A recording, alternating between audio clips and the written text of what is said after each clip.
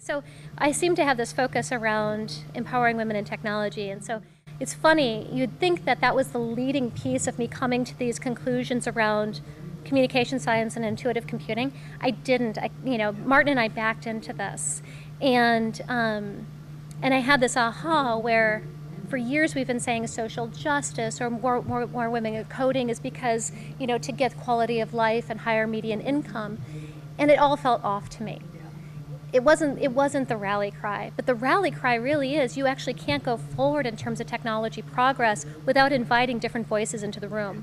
You can't have diversity is about community communication and figuring out how to get those ethos and pathos communicators into the mix so that we can solve some of these wicked problems around communication and redesign what those systems look like, because they are not going to carry us forward. They are going to be piles of ashes, honestly.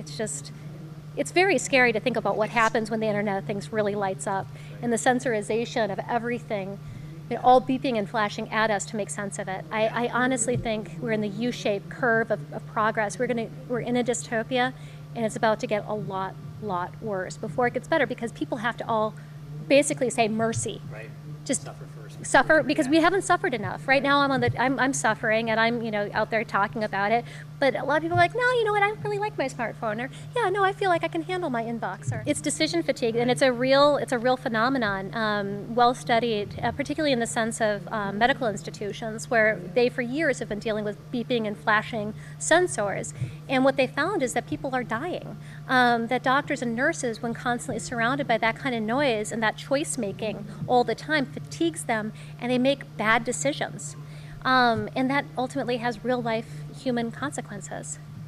So cognition is like a muscle, it fatigues. And the more choices we present to it, the poorer it's going to do over time. And for me, that's very obvious, because I can't negotiate the world like most people can. And that's where the disabled community is such a great precursor. What we're dealing with is about 10 years ahead of what everybody else is dealing with, because we're more sensitized to it. Right. So where people are now with the elderly coming, this baby boomer generation coming into their, golden years, they're not hearing as well, they're not seeing as well. Well, the disabled community is like, yeah, I told you so. This internet thing sucks, right. And they're like, I can't see this font. And well, no, I haven't been able to read, white on black text ever. So that's how we did our research, is we looked at sort of a framework of these 4 edge communities that are great predictors of what's coming. So the disabled community, they've known well before anybody how it feels to be on this particular symbolic system, and they've understood information overwhelm and having the lack of tools to be able to navigate it. What's mainstream is just starting to feel is that heat of and not being able to organize information the way they need to see it and individualize. Right. And next generation browsers are going to take that really seriously. And these are problems, Kelly, that just can't be solved by a new app. God, no. No, this is foundational. Yeah, Right? no, not another Put app. Another app on our system? Okay. Can I just say death to the app? I want to say that out loud, because everybody thinks that, apps are great. And there's 2 zeitgeists that I absolutely want to kill. One is minimum viable product. If I could drive a stake through the heart of minimum viable product, God help me, I would. Yeah. Because minimum viable product means craptastic applications coming out. The 99% of applications in WebRTC, like Internet of Things, is a hurricane waiting to happen of crap. Right. And what we're going to see is all these apps that look good because they've got the right sort of interface, but they, behind the scenes, are spilling data all over the place, are not functioning very well. And, I'm an unpaid QA tester. Now, somebody who in my former life was a paid QA tester and ran a product testing lab for Network Computing Magazine and had people, pay us to do what should be done. That transition. Exactly. We're all now paid, I love you, Stephen Blank, but I hate you for minimum viable product. Right. Do not put it out until it actually works. User delight should be table stakes. And user delight does not mean buggy app, does not mean I'm going to figure out the interface for you. Right. And so, so drive a heart in the stake of that one. Unpaid testers. Exactly, unpaid testers. The other. It's worse than users. It's worse. It's far worse. It's slave labor. I mean, really, I'm supposed to test out your application and tell you what's wrong with it? Oh, thank you. But this is, there's not everybody's doing it. That 1%ers are doing Q&A and are testing and are having long stealth periods and still doing the dev cycles and pay attention to what happens when they launch. Because they really get that it has to be perfect from the get-go because people have no patience anymore. The other zeitgeist that's absolutely, that I'm out to kill and bludgeon to death is data obesity. This is Silicon Valley, gone completely awry in terms of power, because absolute power corrupts absolutely. And so data obesity is the concept of collect it all and figure out what to do with it later. There's got to be a business model somewhere in there.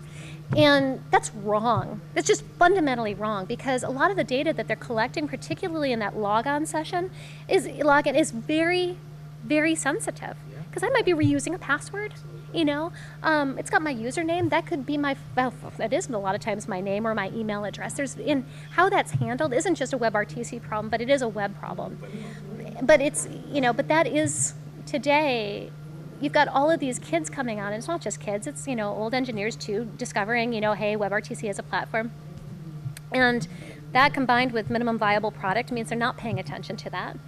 And so what was already a bad problem, again, is going to be so much worse. It's about choices, but looking at it from the corporate standpoint, corporations need to make money. And this is another final zeitgeist, and I swear to God I'm done, with my bludgeoning. But the freemium model, your identity is the product. We'll give you free service for your identity. That's not an even exchange, and it's not an explicit exchange, but that's what's happening, which is leading to something I like to call web serfdom. It's like feudal Europe, where, it's our identity that's being tilled out there. And, it is, and then when you add on minimum viable product, it is slave labor. We're QAing your stupid apps. So, it is unfair, and we need to figure out ways to make it so explicit, these exchanges that we're making. Yeah. And you're right, it's all ultimately about human awareness, not user awareness.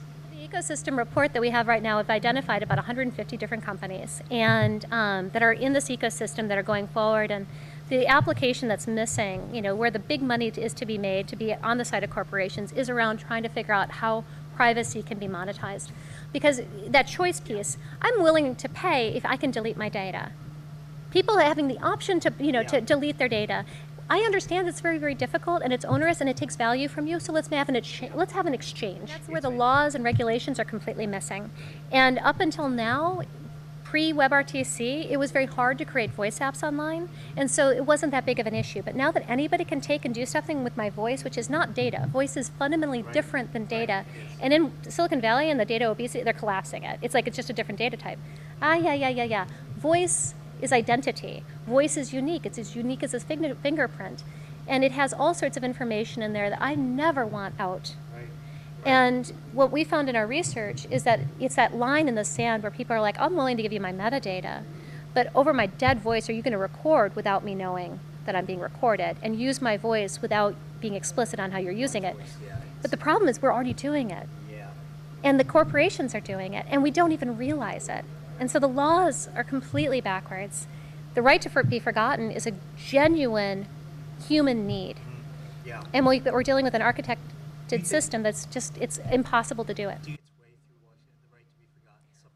It's interesting. I don't think so.